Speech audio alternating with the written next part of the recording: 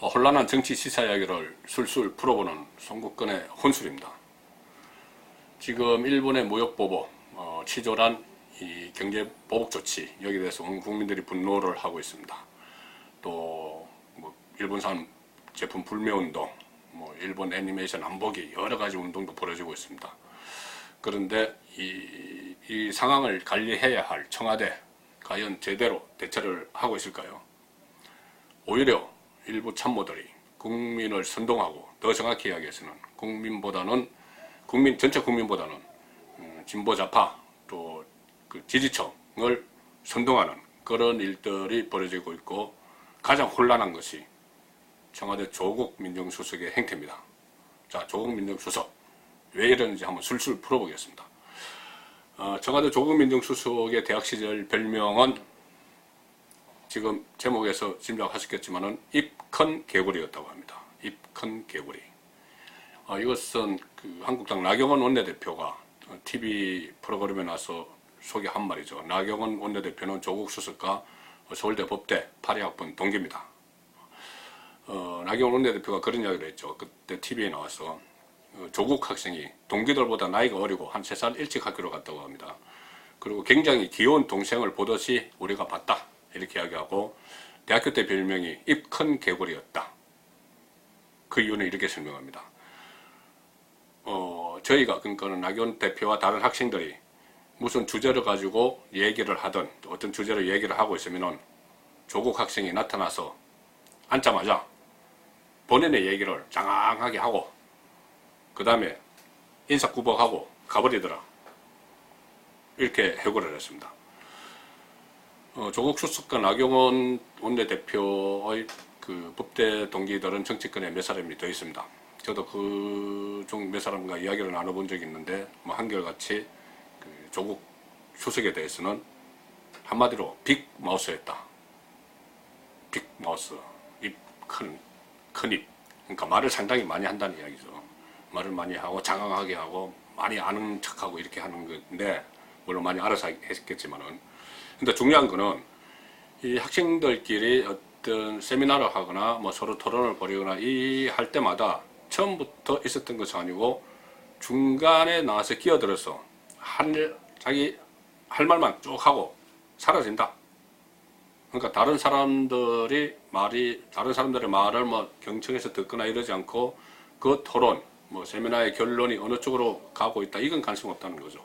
그 주제를 딱 가지고 본인이 할 말만 하고 사라져 버리는. 그러니까 결론에 책임 안 지고 자기 주장만 쭉 하고 가니까는 본인 카타르시스 되고 편하겠죠. 어쨌든 학생 때는 그렇다 치더라도 지금 청와대 민정수석까지 오르고 나서 일단 민정수석 본연의 임무 전부 낙제점입니다. 가장 큰 임무가, 민정수석의 임무는 인사검증이죠. 정부 주요 보직의 인사검증인데, 벌써 장차관급 인사검증 부실로 논란이 계속 이어져 왔고, 최근에 윤석열 검찰총장이 임명이 됐는데 국회의 인사청문 보고서 채택 없이, 국회 인사청문 보고서를 채택 못했다는 것은 어쨌든 야당이 하자가 있다고 반대했다는 겁니다. 그것이 16번째 고위급 인사 임명 강행이었습니다. 그건 16명이나 일단 야당이 볼 때는 적임자가 아니다, 이런 사람을 인사검증을 해서 올렸던 장본인이죠. 인사검증은 모두 낙제점이고, 또 하나 민정수석의 중요한 임무 중에 하나는 대통령 친인척 관리입니다. 우리나라에서는 특히 대통령의 친인척들, 측근들이 비리를 저지르고 그것 때문에 정권이 실패하고 그런 사례가 많았기 때문에 이 부분도 상당히 중요한 임무입니다. 그런데 과연 제대로 관리를 하고 있느냐? 최근 한국당 각상도 의원이 계속해서 제기하는 문재인 대통령 딸 문다혜 씨의 동남아 이주 과정 석연치 않습니다. 그리고 사위의 특혜 취업료, 이런 것도 다 깔끔하게 해명을 못하는 상황에서 지금 그냥 어물쩍 넘어가고 이 상황인데, 이게 언제 다시 불거질지 모릅니다. 그런 민정수석 본연의 임무는 완전히 소홀히 하고 낙제점인데, 다른 현안은 조국 수석이 일일이 참견합니다.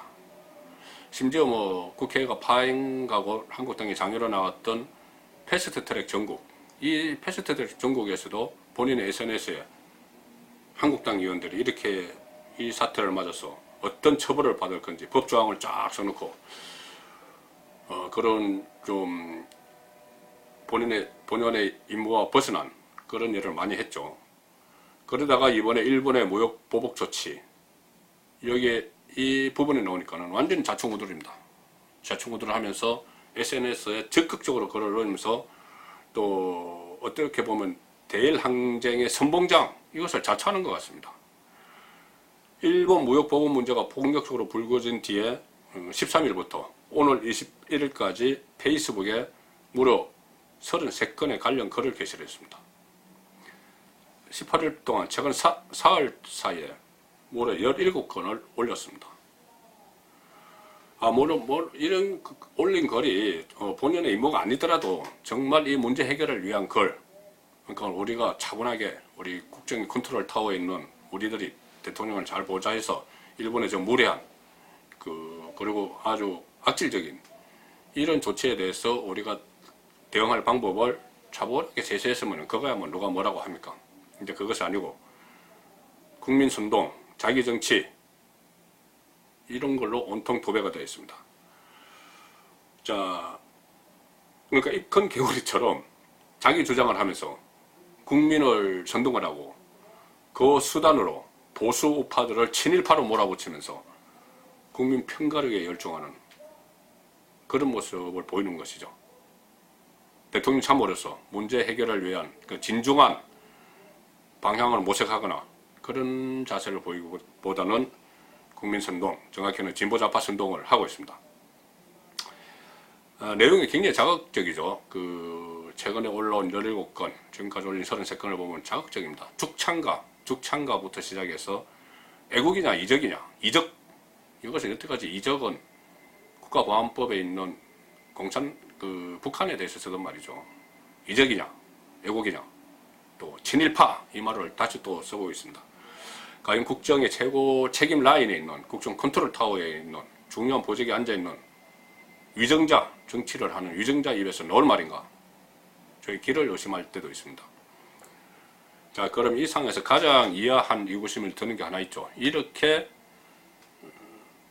청와대 민정수석이 본인의 월권을 해서 일본 문제, 대일 보복 문제에 관여를 하고 또 그것도 정상적인 방법이 아닌 국민을 선동하는 방법으로 관여를 하고 있는데 왜 문재인 대통령은 그냥 있을까?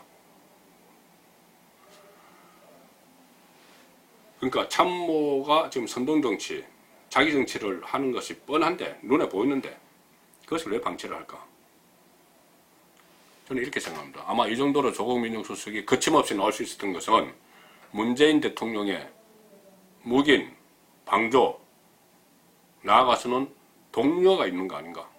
동료를 하는, 국민선동을 대통령이 독려하는 그런 일이 있는 거 아닌가 싶습니다. 실제로 조국 민정수석이 가장 좀 극단적으로 올린 것이 SNS에 올린 것이 죽창가죠. 죽창가. 동학농민혁명 때 항일운동 때 사용했던 죽창가 이것을 올렸는데 그 올린 시점이 문재인 대통령이 전남에 가서 이순신 장군 배 12척 이야기한, 그러니까 일본의 무역 보복에 대비하는 과정에서 이순신 장군의 배 12척을 이야기한 결사항전 이야기한 그 다음 날부터입니다. 그러니까 문재인 대통령이 신호탄을 쐈고 조국 수석이 그것을 받들어서 막 앞으로 치고 나가고 있는 거죠. 자, 여기서 보면은 조국 민정수석이 그 보수 우파 진영을 비판을 한 글을 보면은, 그러니까 문비어천가, 일종의 문비어천가를 부른 그런 대목들이 중간중간에 계속 있습니다. 오늘 21일 페이스북에 글을 올린 것을 보면요.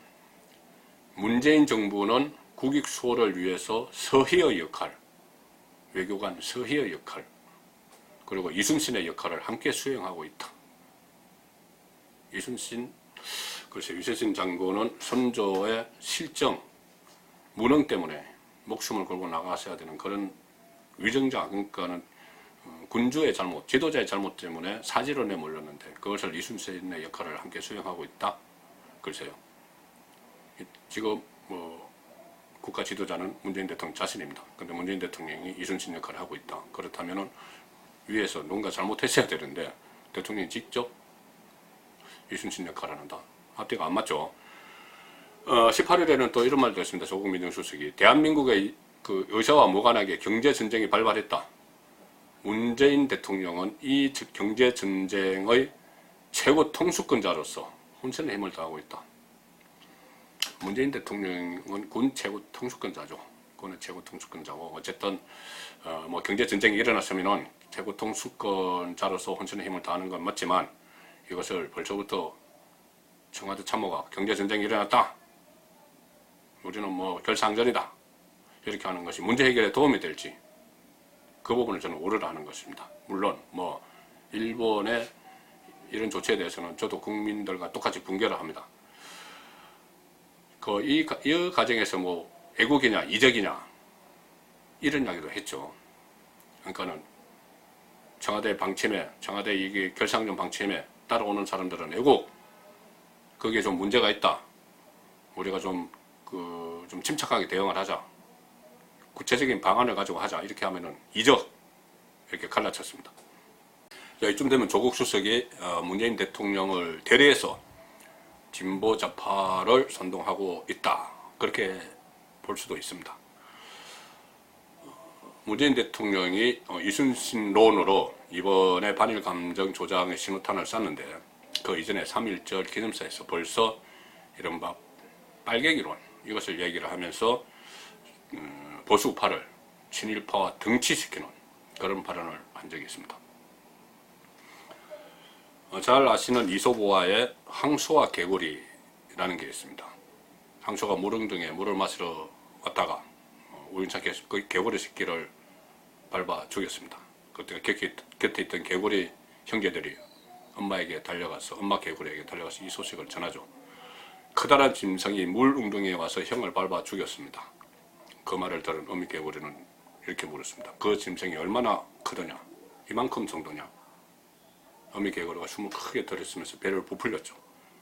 그 정도는 상대가 안 돼요. 그러니까 이만큼 크던 계속 그렇게 합니다. 그보다 훨씬 더 커요. 그러니까는 계속 하다가 새끼 개구리들은 나중에 터질 듯이 부풀어오른 어미 개구리의 배를 보면서 깜짝 놀랐죠. 그만하세요 제발. 그렇지만 어미 개구리는 새끼 개구리들의 말을 듣지 않고 계속 이만큼 하다가 결국은 배가 터져 죽고 말았습니다. 이솝우화에 나오는 이야기죠. 자, 우물한 개구리처럼 세상 넓은 줄 모르고 자기들만의 논리에 빠져서 거기에 걱정하면서 반대하는 국민들을 이적이다 표현하고 무조건 친일파다 지칭하고 이렇게 몰아붙이는 조국 민정수석은 정말 국민들을 생각하는 위정자인지 대통령의 심중을 헤아려서 국민 갈라치기라는 선동꾼인지 물어보지 않을 수가 없는 지경에 와 있습니다. 송국근의 혼술이었습니다.